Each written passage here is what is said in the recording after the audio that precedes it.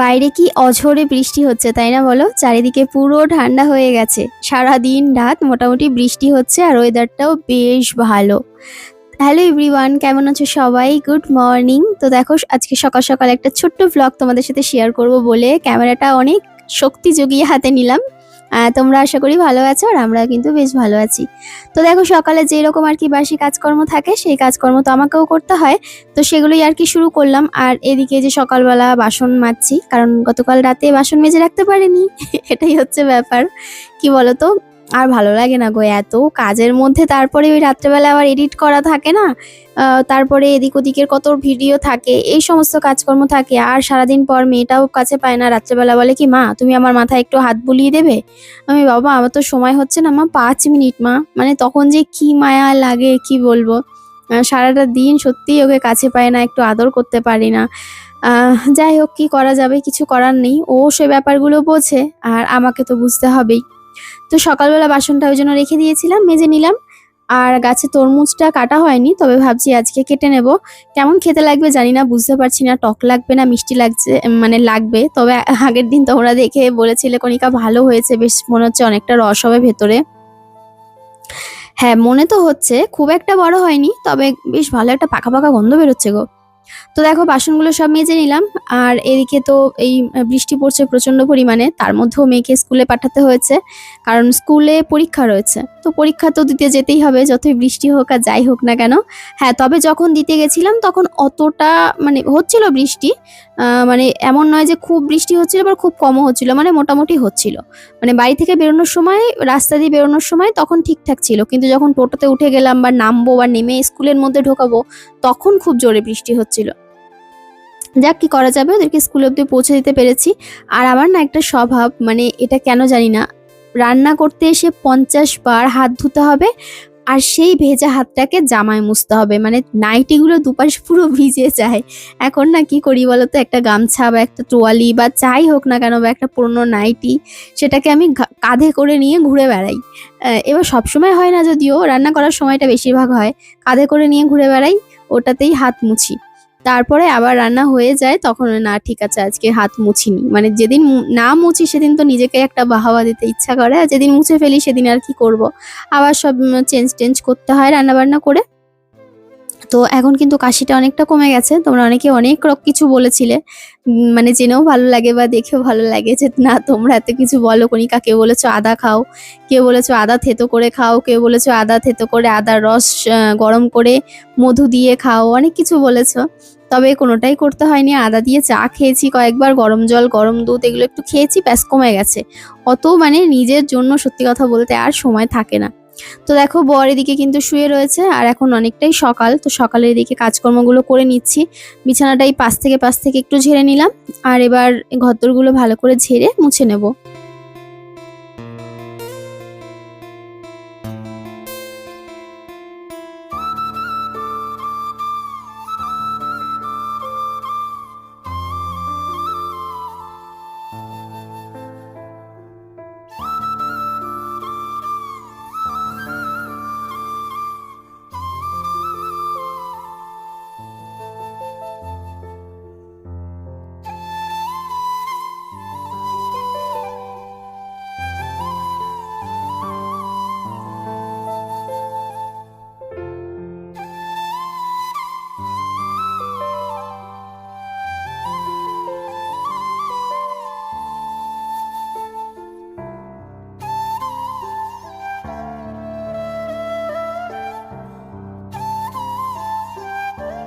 করা হয়ে গেছে, আর এখন এসেছি চা করতে, মানে যেদিকে চা বসিয়েও দিয়েছি। আর আজকে আমার শরীরটা খুব মানে খুবই খারাপ, আমার জ্বর এসেছে গায়ে, দেখতে বুঝতে পারছো কি না জানি না, মানে চোখগুলো ছলছল ছলছল করছে। তো স্নান করে চা করতে এসেছি, চা খেয়ে তারপরে রান্না বান্না করবো। দেখি কি রান্না করব। সকালে ভেবেছিলাম আসার সময় কিছু বাজার নিয়ে আসবো, গাছে অনেক পুঁই শাক হয়েছে, ভেবেছিলাম পুঁই শাক করবো, তার সাথে কোনো একটা সবজি নিয়ে আসবো, আর কুমড়ো আনবো পুঁই শাক করার জন্য, আলু তো ঘরে রয়েছে, আর অন্য একটা সবজি আনবো যেটা আলাদা করে একটা তরকারি করব। যে লেভেলে বৃষ্টি, আর বৃষ্টির থেকে বড় কথা আমাদের এই রাস্তাগুলো খুব এত বাজে অবস্থা, আমাকে টোটো ধরতে গিয়ে দাঁড়িয়ে থাকতে হচ্ছে, সেই ওই দূরে যেতে হচ্ছে টোটো ধরতে গিয়ে। আমি বাচ্চা দুটোকে নিয়ে কি যে বৃষ্টির মধ্যে বাজে অবস্থায় পড়েছিলাম বলতে পারবো না। আর এখন চা খেয়ে নিয়ে চলো, একটু মনে হচ্ছে সারাক্ষণ একটু গরম খেলে ভালো হতো, গলাটা পুরো এই জায়গাটায় ফুলে গেছে, আমার এই ঠান্ডার দোষ আছে না। তারপরে সেদিনকার সাহস করে এই যে এই উজ্জ্বল কোল্ড ড্রিঙ্কস অর্ডার করেছিল, জিরা কি একটা জিরা কি বলে ওটাকে, জিরার ফ্লেভারের কিছু একটা, তো ওইটা খেয়েছিলাম, কোল্ড ড্রিঙ্কসের মতনই একটু অন্যরকম, সেই লিচি ড্রিঙ্কস ফিঙ্কস হয় না যেরকম ওই রকম। বাবা এক ঢোক খেয়ে মানে কেন খেয়েছি এখন সেটাই চিন্তা করছি। তারপরে পড়ছে বাইরে বৃষ্টি, যাওয়ার সময় বৃষ্টি দুটোকে বাজাতে গিয়ে আমার মাথায় এদিক ওদিক দিয়ে জল পড়েছে, জামা কাপড় ভিজে গেছে, রাস্তায় জল জমে গেছে।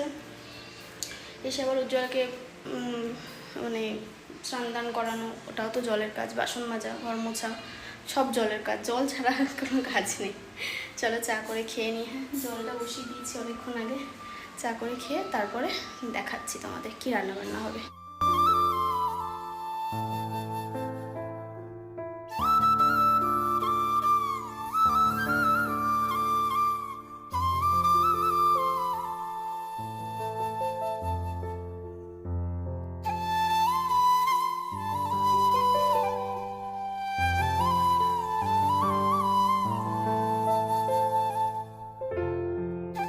এদিকে দেখো আমাদের কিন্তু চা করা হয়ে গেছে, চায়ের সাথে টা নিয়ে নিয়েছি মানে বিস্কুট।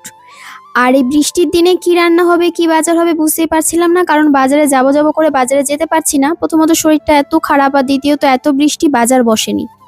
তো উজ্জ্বল বর বললো যে কণিকা অনলাইন থেকে তাহলে কিছু অর্ডার করে দিই, রান্না করো। আমি বললাম ঠিক আছে, দেখো তোমার কি ভালো লাগে সেটাই করো। তো ও দেখলাম যে মাশরুম অর্ডার করেছে, তো আমি বললাম ঠিক আছে তাহলে মাশরুমটাই রান্না করি। তো 3-4টে করেছিল, তো বললো যে 3টের বেশি দেবে না। মাঝে মাঝে এমনও হয় কোনো কিছু অর্ডার করলে 1টার বেশি দেয় না। তো মাশরুমটাকে কিন্তু আমি ধুয়ে নিয়েছি, তোমাদেরকে দেখানো হয়নি, সেটা কাট করে দিলাম। মাশরুমটা প্রথমে ভালো করে ধুয়ে নিয়েছি, দেখলাম গায়ে একটু নোংরা নোংরা লেগে রয়েছে, মানে হালকা হালকা একটু মাটি ফাটি লেগে রয়েছে। আর এখন কিন্তু কেটে নিচ্ছি, কেটে নেওয়ার পরে আবার ধোবো, ভালো করে ধুয়ে নিয়ে তারপরে রান্নাটা চড়াবো। আর মাশরুম খেতে আমার ভীষণ ভালো লাগে, তবে অনেকেই বলে মাশরুম নাকি তোমার আঁশের মধ্যে পড়ে, মানে আমিষের মধ্যে পড়ে, কিন্তু তবু আমি খাই। আসলে মাশরুমটা না এখনো ছাড়তে পারিনি, মাশরুমটা খেতে আমার ভীষণ ভালো লাগে, ওই জন্য তো খেতে থাকি। মাছ মাংসটাই বাদ দিয়েছি, তারপরে যতদূর খেয়ে তারপরে দেখা যাবে আস্তে আস্তে কতটা কি ছাড়তে পারি, তাই না? ভক্তি ভরে, মনের ভক্তিটাই আসল, তারপরে যে যতটুকুনি মানতে পারে। তো যাই হোক, সেই প্রসঙ্গে আর আমি আর আসছি না। ছাদে চলে এসেছি, গতকালে তো চাল কুমড়ো রান্না করেছিলাম, মানে আগের ভ্লগে দেখেছিলে। আর এই যে এত পরিমাণে পুঁইশাক হয়েছে, দেখে ভীষণ লোভ হচ্ছিল, তো ভাবছিলাম যে কবে খাবো। তো ফাইনালি আজকে পেরে নিলাম, খানিকটা কেটে কুটে নিয়েছি, খুব বেশি নিইনি কারণ খাওয়ার লোক নেই এত, অল্প করে রান্না করব। আর এদিকে দেখো কুচি কুচি ডাল, তো আমি আর কিছু ছাড়াচ্ছি না, আঁশটাশ ছাড়ানোর মতো কিছু নেই, পটপট করে কেটে প্রেশার কুকারে সিটি দিয়ে দেবো একটা, আর তারপরে সুন্দর করে রান্না করে দেবো। এই শাক দিয়েই না আজকে খাওয়া হয়ে গেছিলো, মানে শাকটা এত ভালো হয়েছিল, বড় বলেছিল খুব ভালো খেতে হয়েছে। আর এমনি মাশরুম তো খেতে ভালোই লাগে, মাশরুমটাও বেশ সুন্দর করে রান্না করেছিলাম। তো ওদিকে দেখো ভাত বসিয়ে দিয়েছি, ভাত বসিয়ে দিয়ে এদিকে কিন্তু পুঁই শাকটা ভালো করে কেটে নিচ্ছি, আর ওদিকে মাশরুমটাও মানে আলু ভাজতে বসিয়ে দিয়েছি। আলুটা ভাজা হয়ে গেলে এদিকে দেখো মাশরুমটা দিয়ে দিলাম। মাশরুমটা বেশ অনেকটাই হয়েছে, প্রথমে ভাবছিলাম যে না পরে রান্না করলে কমে যায়, কারণ মাশরুম না কমে যায়, অল্প হয়ে যায়। আর এই মাশরুম দিয়ে পিৎজা খেতে, মানে পিৎজার ভেতরে যে স্টাফিংটা দেয়, তারপরে স্টাফিং না, যে ওপর থেকে যেগুলো দেয়, পনির টনির দিয়ে কষিয়ে বেশ, একদিন তোমাদেরকে রেসিপি করে দেখাবো। তারপরে রোল বানাতেও দিলে ভালো লাগে, মানে যে কোনো জিনিসে মাশরুমটা দিলে আমার বেশ ভালো লাগে। একদিন বানিয়েছিলাম রোল, তোমাদের সাথে শেয়ার করেছিলাম, মাশরুম দিয়েছিলাম তার মধ্যে। তো দেখো সমস্ত কিছু দিয়ে এবার মশলাটা দিয়ে দিলাম, একটা মশলা রেডি করেছিলাম, অল্প একটুখানি আদা ছিল ঘরে, সেটা দিয়ে তারপরে লঙ্কা, জিরের গুঁড়ো, ধনের গুঁড়ো আর সবকিছু দিয়ে একেবারে ব্লেন্ড করে নিয়েছিলাম, একটু দই দিয়েছিলাম আর টমেটো দিয়েছিলাম বোধহয়। আর ওদিকে গাছের থেকে যে লেবুটা পেরে নিয়েছি ওটা কেটে নেব, তাহলে ওটা দিয়ে খেতে পারবে, খেতে ভালো লাগবে। আর মেয়ের একটু লেবু হলে আর কিছু লাগে না, ও মাশরুম খেতে বেশ ভালোবাসে। আর এদিকে একটুখানি তোমার এলাচ থেতো করে নিলাম, সেটাই দিয়ে দিয়েছিলাম, মানে দিয়ে দিলাম। তো দেখো এটাকে ভালো করে কষিয়ে নিচ্ছি। যত ভালো করে কষানো হবে তত বেশ টেস্টটা সুন্দর হবে। তো এবার এর মধ্যে নুন দিয়ে দিচ্ছি, কারণ নুন দেওয়া হয়নি। সবে দিয়েছি, নুন দিতে ভুলে গেছি। মানে সবকিছু দিয়ে একেবারে ব্লেন্ড করে নিয়েছিলাম, তো পরে আর এক্সট্রা করে কোনো মশলা টশলা অ্যাড করা হয়নি এখনো পর্যন্ত। বোধহয় একটু হলুদ দিয়েছিলাম শুধু।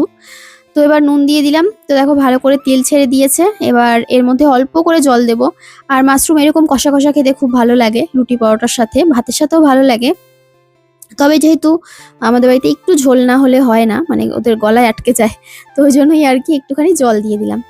আর এবার এদিকে রান্না করব তোমার শাকটা। তার জন্য ৫ ফোড়ন দিলাম, শুকনো লঙ্কা দিলাম, আর এবার দিলাম কাঁচা লঙ্কা। কাঁচা লঙ্কা না দিলে না তরকারিতে স্বাদ হয় না, মানে হয় ঠিকই, এমন নয় যে হয় না, তবে কাঁচা লঙ্কার আলাদা একটা ফ্লেভার আসে, ওটা বেশ ভালো লাগে আমার। তো কাঁচা লঙ্কাটা আগের থেকে মানে দেওয়া হয়নি, যেহেতু শাকটা প্রেসারে সেদ্ধ বসিয়েছিলাম। তো এবার এদিকে আলু দিয়ে সেদ্ধ বসিয়ে দিয়েছিলাম। তো দেখো একটা সিটি পড়েছে আর পুরো একদম মোমের মতো গলে গেছে, বেশিক্ষণ লাগেনি। তো এটা একটুখানি এবার হলুদ দিলাম, একটু নুন দিলাম, ব্যাস নাড়াচাড়া করে নামিয়ে দেবো। আর যারা রসুন খাও তারা এর মধ্যে একটু রসুন ফোড়ন দেবে, দেখবে খেতে আরও ভালো লাগবে। এই পুঁই শাকটা এইভাবে খেলে ভালো লাগে। পুঁই শাক তো অনেক রকমভাবে খাওয়া যায়, পুঁই শাকের চচ্চড়ি খাওয়া যায় কুমড়ো টুমড়ো দিয়ে, বেগুন দিয়ে, চিংড়ি মাছ, যারা মাছ ফাছ খায় চিংড়ি মাছ দিয়ে, মাছের মাথা দিয়ে, তারপরে বড়ি দিয়ে, বড়ি আলু কুমড়ো দিয়ে, ওটাও ভালো লাগে খেতে। আবার এই যে একদম সাদামাটা এইটা খেতে ভালো লাগে, তবে এর মধ্যে রসুন দিলে খুব সুন্দর হয় খেতে। আগে যখন আমরা রসুন টসুন খেতাম তখন দিয়ে করতাম। আর এবার দেখো এদিকে রান্না কি কি করেছে দেখিয়ে দিই। তো দেখো একদম সেই লাল লাল ঝাল ঝাল, কি বলতো, মাশরুম, লাল লাল ঝাল ঝাল মাশরুম করে নিয়েছি। আর এদিকে পুঁই শাক করে নিয়েছি, পুঁই শাকটাও বেশ সুন্দর হয়েছিল। নামানোর আগে একটু সামান্য ছিটে ফোটা চিনি দিয়েছি, যাতে টেস্টটা ভালো লাগে, ঝাল টালগুলো মিষ্টিগুলো একদম মেনটেন থাকে। আর এদিকে লেবু কেটে নিয়েছি। আর এখানে হচ্ছে ভাত। ব্যাস দুপুরে রান্না কমপ্লিট। তারপরে বাসনও মেজে নিয়েছি, রান্নাঘর সব গুছিয়ে নিয়েছি। এখনো কিন্তু বাইরে বৃষ্টি হচ্ছে সমানে। আর বিকেলে একটু বায়না হয়েছে বরের, ঘুগনি লুচি খাবে। ভিজিয়ে তো রেখেছি, জানি না বানাতে পারবো কিনা। তো চলো ব্লগটা এই পর্যন্তই রাখলাম। কেমন লাগলো একটা করে কমেন্ট করে যেও, সাথে থেকো।